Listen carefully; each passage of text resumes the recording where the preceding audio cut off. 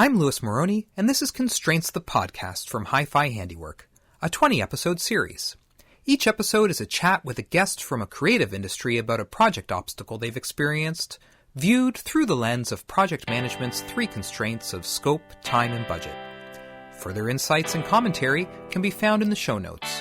We hope you enjoy the program.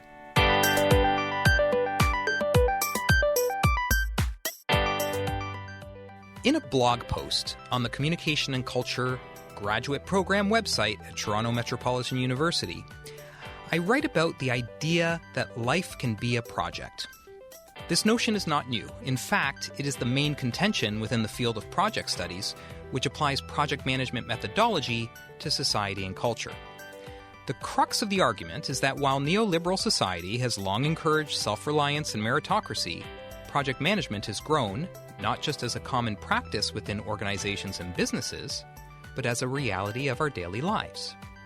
In the blog post, I use the analogy of crossing the street to break down the project management methodologies that come into play when trying to reach your local coffee shop for an Americano.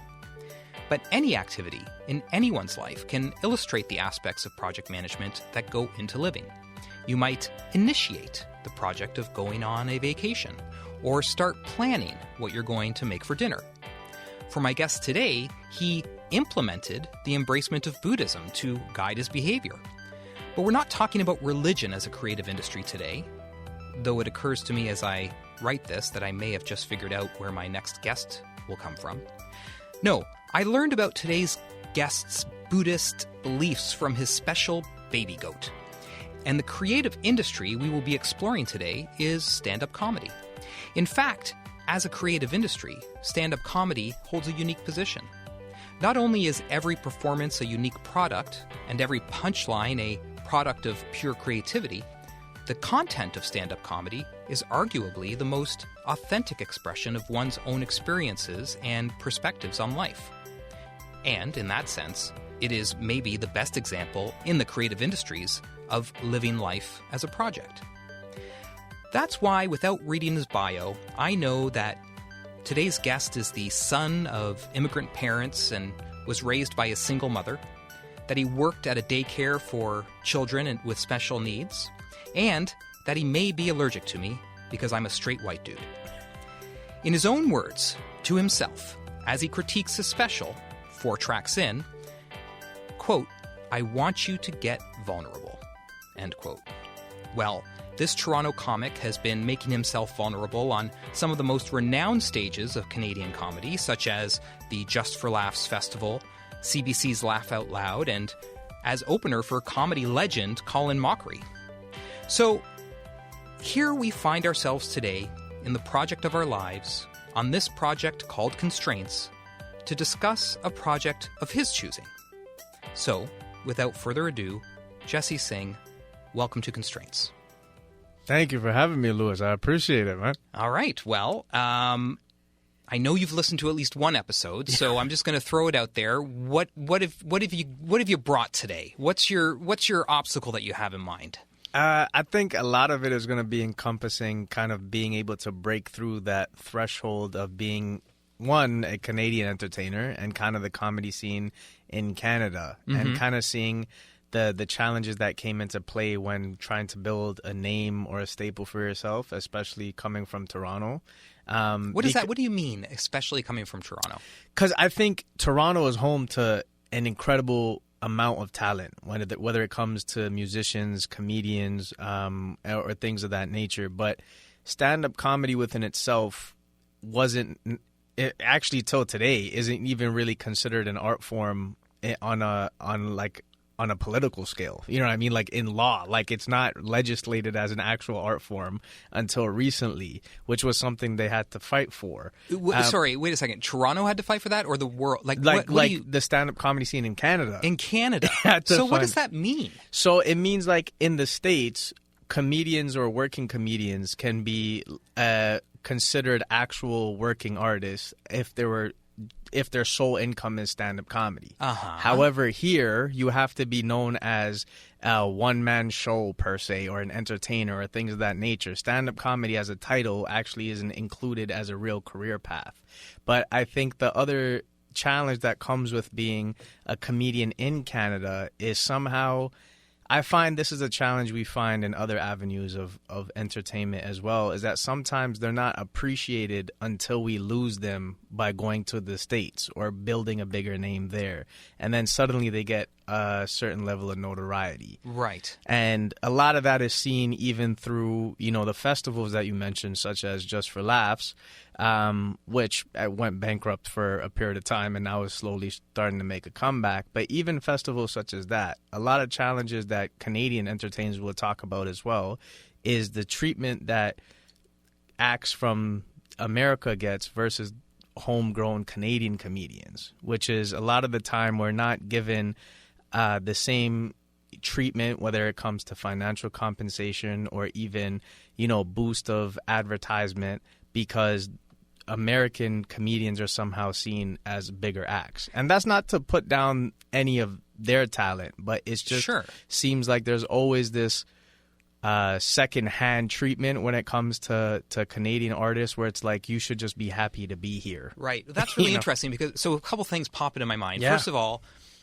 in the music scene, bands like the Rio Statics. Do you know the Rio Statics? No. One of my favorite all-time bands.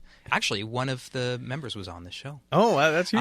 And the Tragically Hip. Yeah. I think both of those bands, especially the Rio Statics, were very big in the 90s. Yeah. And just phenomenal. But they made conscious decisions to stay in Canada, despite knowing that they would potentially have larger financial success Absolutely. in the States. And the other thing that pops in my mind is the insane legacy that we have here in Canada in terms of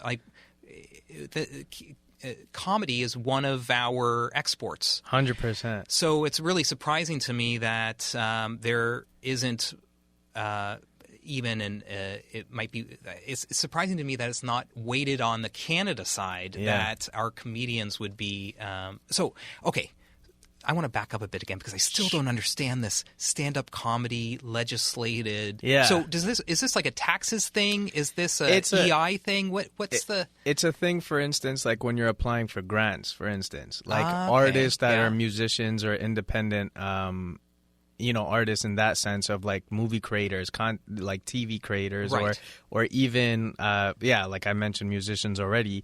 They could have applied for grants under the title of being a musician. Right. But whereas comedy or stand-up comedy, in a sense, wasn't considered an actual art form. But now it is. Now it is. So now you can get a grant to, say, do a comedy special. Yeah, specifically for stand-up, which wasn't a thing before. Phenomenal. Which is huge. Yeah. And how what's the story there? Who fought for that?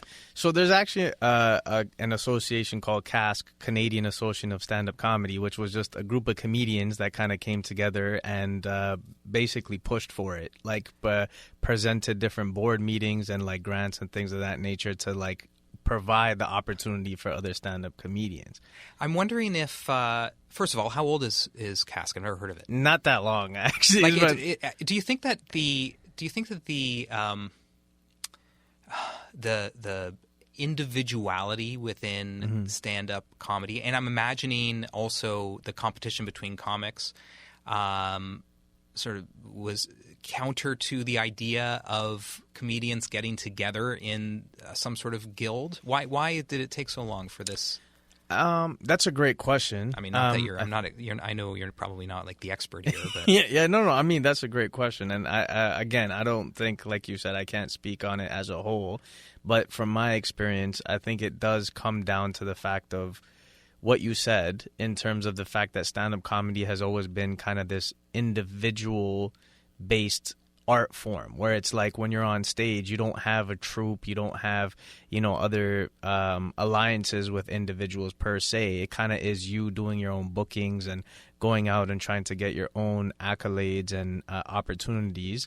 But over time, especially I think during COVID, like people had this sense of like there is a community-based thing here, because since we lost stand-up comedy, a lot of people didn't also realize that they lost this form of community that was based there, because it wasn't just the stand-up comedy scene that people were drawn to. It was the fact that they built friendships, long-lasting relationships just coming out of that pool. And the art form itself was just an outlet for something bigger, which was connection that people were searching for.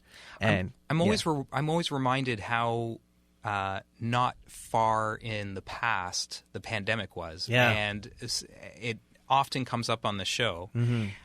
What is, sort of what's different pre versus now, and also what's the stand-up community like in terms of mutual support and I don't know, just community? To be honest, I think it's gotten a lot better because I think after the pandemic, people had this hunger and a newfound desire for live entertainment because, we realized that, we were kind of spoiled prior to that. Like, anyone can go out and find like 10 different shows happening in downtown. But then when we didn't have the option to even go out and support the arts, that's when we realized how important it actually was. So after COVID, we kind of saw an influx of people wanting to come out and actually see live comedy again.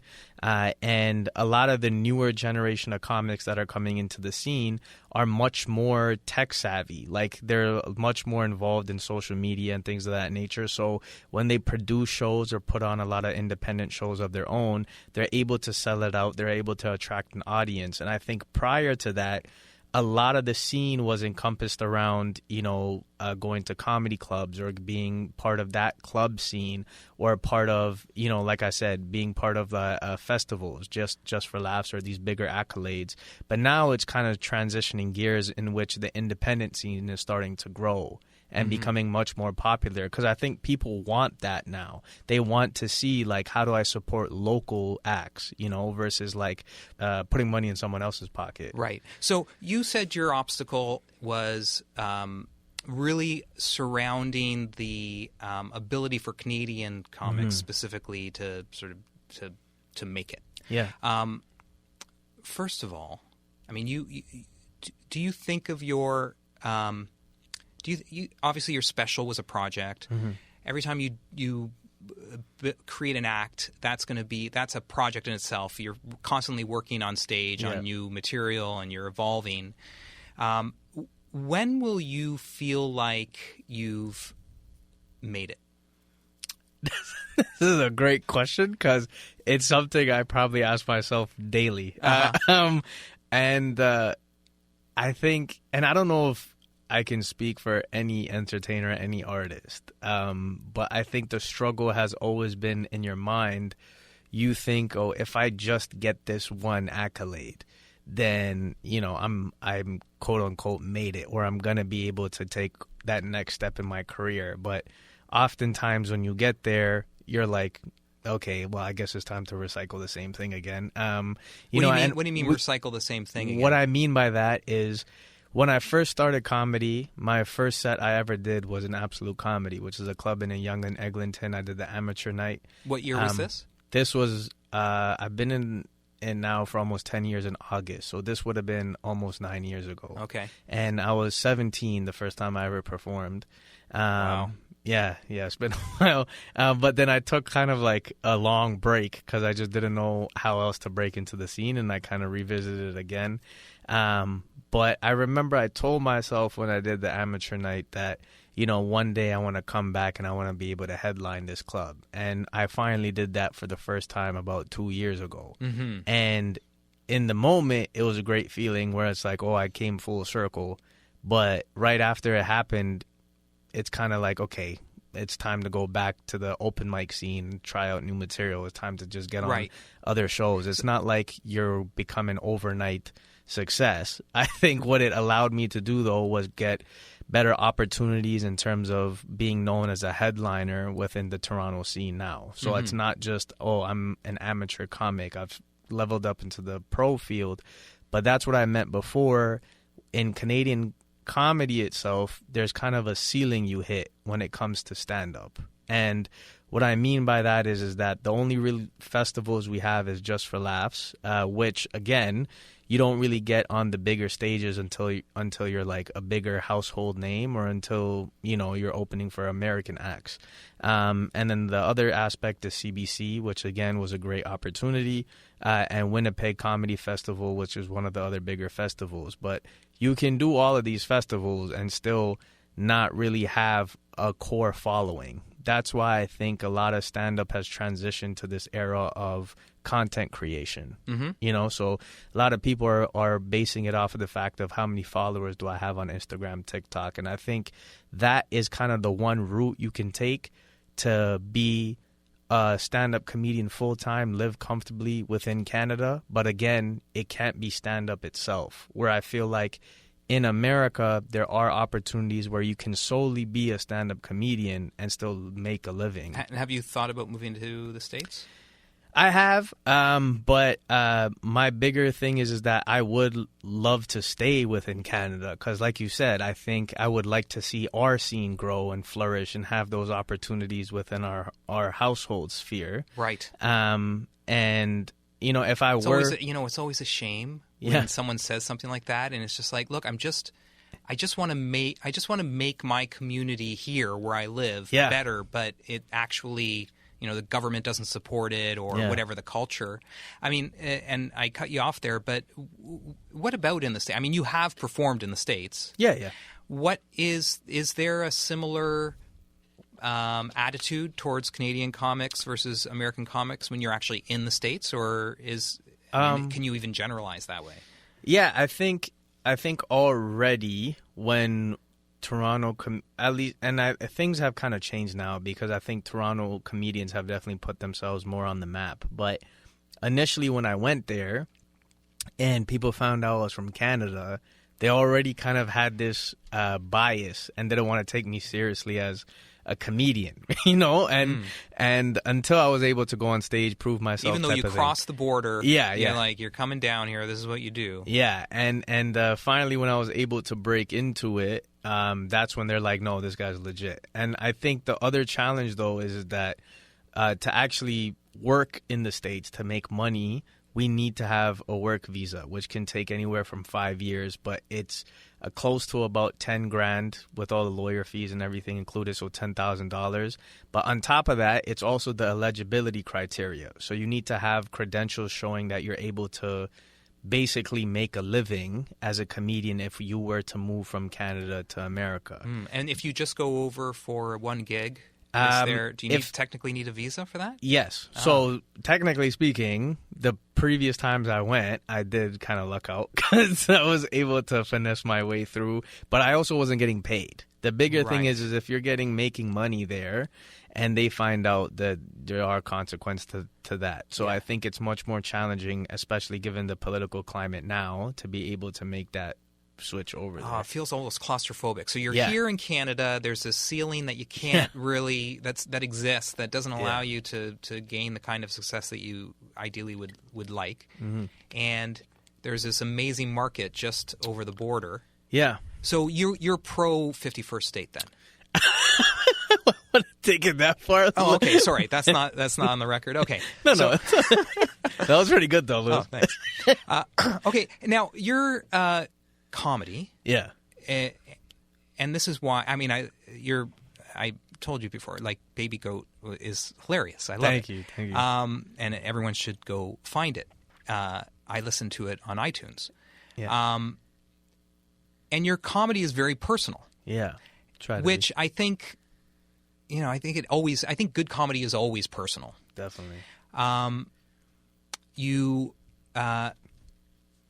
We've sort of talked a bit about, we have talked about how you'd know you made it. And it almost, you tell the story about headlining back at Absolute Comedy. Mm-hmm. Is that what it's called? Yeah. Which in, full circle, there was kind of like an end. You had sort of the experience of kind of completing a project. Yeah.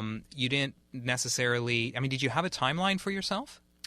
Not necessarily. You weren't like, if I don't headline here by the time I'm this age, I'm going to give up. Do you have any of those timelines for yourself? Like, I actually did. So it wasn't so much so the idea that I would quit altogether. But I remember during COVID, as difficult as it was for many of us, I think it also served as an opportunity for me to actually sit down and self-reflect of what I want to see out of stand-up, like what it actually means to me. And, you know, I think that's when I started to kind of flip the direction or viewpoint I had of what it was. So in the beginning, it was always something that I took serious. But I think after COVID, I kind of made this conscious decision that for 1 year, once things open back up, that I would give myself the opportunity to give full focus on trying to get better at this craft. And I would use my career in the morning or my day job to fuel that. Whereas before, it was kind of just something I was doing whenever I could do it. And that was when I told myself, like, I'm going to make a conscious decision to see if this grows into something. And if it doesn't, I wasn't going to quit, but I just wasn't going to give it as much thought as, okay, let me see if I can actually build a career off of this. But now I'm kind of in a position where I see the opportunity of being able to make a living off of it. And in Canada.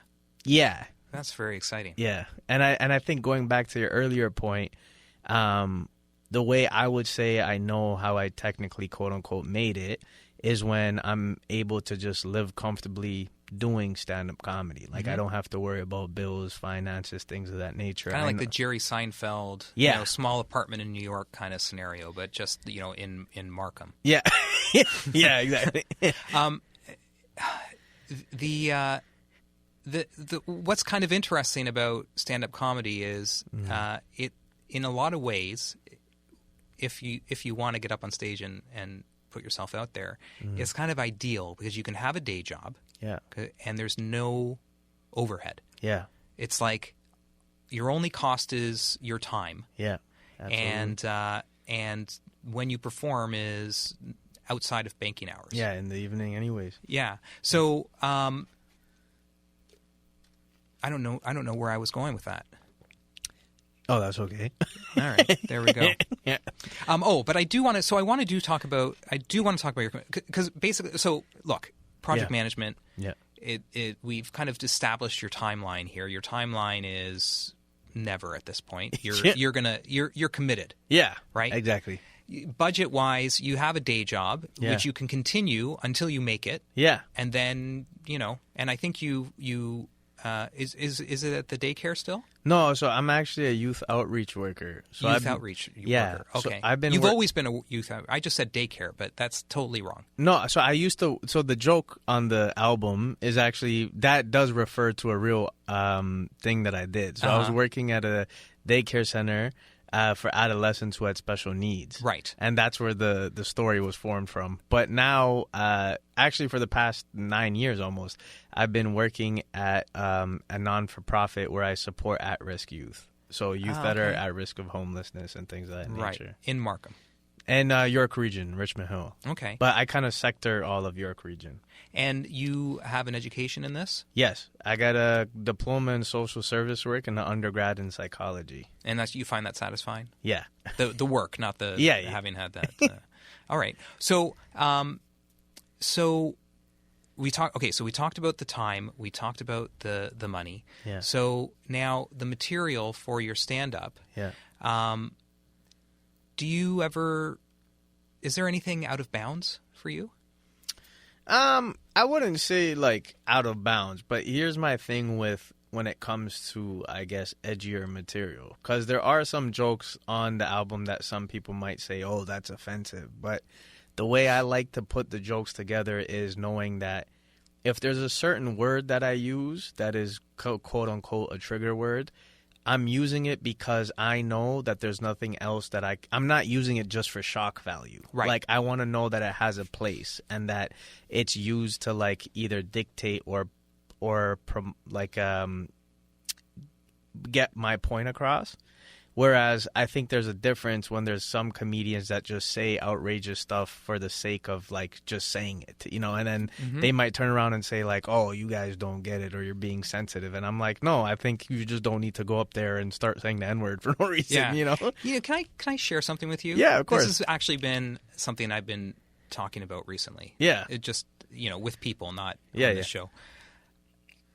I feel like the pendulum is swinging a bit in the world of comedy. Yeah. And jokes, and not just in comedy, and jokes that would have been inappropriate a little while back are now sort of returning almost in the guise of being, I'm not even sure what the guise is, but I feel like it's coming back, and it's making me sad. Yeah. Not because I don't think the comics should say, not be allowed to say what they want, but I feel like there's a I don't know, I hate to say this, but like a higher consciousness that we could get to in comedy and discourse where, we used to talk like that. And we get why we thought it was funny, but now we can, talk about other things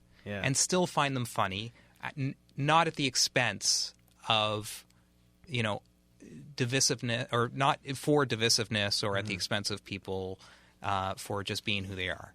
No, absolutely, and I think that's what I was referring to, is that I think as a comedian, there is this freedom that I think comedians should be allowed to speak on whatever subject matter they feel. However, in saying that, I also do understand the ideology versus when someone is trying to just figure out a darker joke or an edgier material versus when they're just doing it for a specific reaction. Because do you think things have changed? Do you think there's been a shift in the culture? I think the shift that's taking place now, at least from what I'm seeing, is that the comedians that are trying to venture into the side of creating edgier material, their fan base isn't there because of the material. Their fan base is there because they think they are now a representative of fighting cancel culture. Right. So it's not per se that,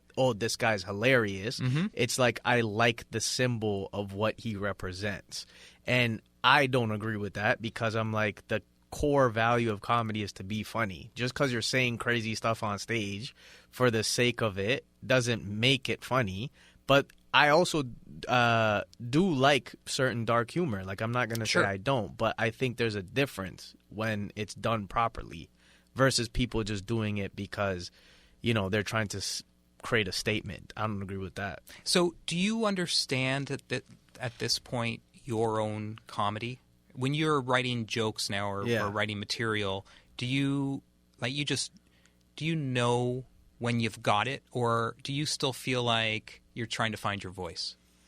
I think a bit of both. I think from my last album, there's some jokes where I listen back to it and I actually hate it. I'm like, but there's also certain jokes that I'll do across Canada that I know work, and I actually don't like doing the joke because sometimes I feel like I don't know what the laughter is or where the laughter is coming from. And like what I mean by that is a lot of personal stories when it comes to cultural things of being Indian or sharing stories of immigrant parents, I think can be empowering, but it's also been done so much in the past, with mimicking the accent and things of that nature. I don't want to be put in that same vessel of that's all I am as a person, you know? And I think sharing those stories can sometimes be beautiful, but in the same breath, sometimes I think to myself, if I were to do this joke without the accent, would people still laugh? Because I want them to be laughing at the right thing, not just I'm now punching down on my people again. Right. Yeah. I was a little presumptuous when I said, when I asked, do you think you found your voice yet? Do you think that, what's your opinion on that? Will your voice change? Do you think that the part of your goal is to ultimately now I've got it? Or is that, do you feel like that's always evolving? I mean, obviously you're not done your career, so maybe you don't have an answer. I mean, no, I think the latter. I think I had my voice for the period of time that I was in and based off my understanding. But I think now I'm able to accept that as I learn more and grow as a person, my comedy would then hopefully translate that. I think the disservice I do to myself is when I try to fit into a certain box or a mold that I think I know works. Like, I want to be able to kind of challenge myself and know that, you know, I can talk about the things that are important to me and try to find a way to put it in this as an art form. Right. Yeah. Okay, well, listen, we have two things left here. Okay. One, your content. Where do you want people to go to find you? Best way to do it is on Instagram or TikTok. Both of them are the same. It's the Punjabi Timbit. Okay, perfect. You're sticking with that one? Yeah. Okay, they can find me on there, or they can also just search up Jesse Singh Comedy and they'll be able to find it. Baby Goat is out on all streaming platforms. So like you said, iTunes, Spotify, all of that good stuff. Yeah, it's great. Again, it's great. And then, this is the last question of the podcast. You might be expecting it. If you could finish this sentence, creativity is? Creativity is being human. All right. Well, Jesse Singh, thank you so much for being on Constraints. Thank you.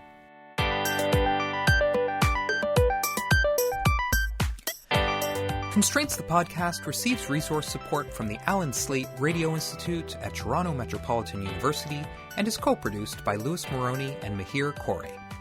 Please subscribe wherever you listen to your podcasts to automatically be notified when a new episode is posted. Also, follow us on Instagram at constraints_podcast. Constraints the podcast is brought to you by Hi-Fi Handiwork. Sound advice.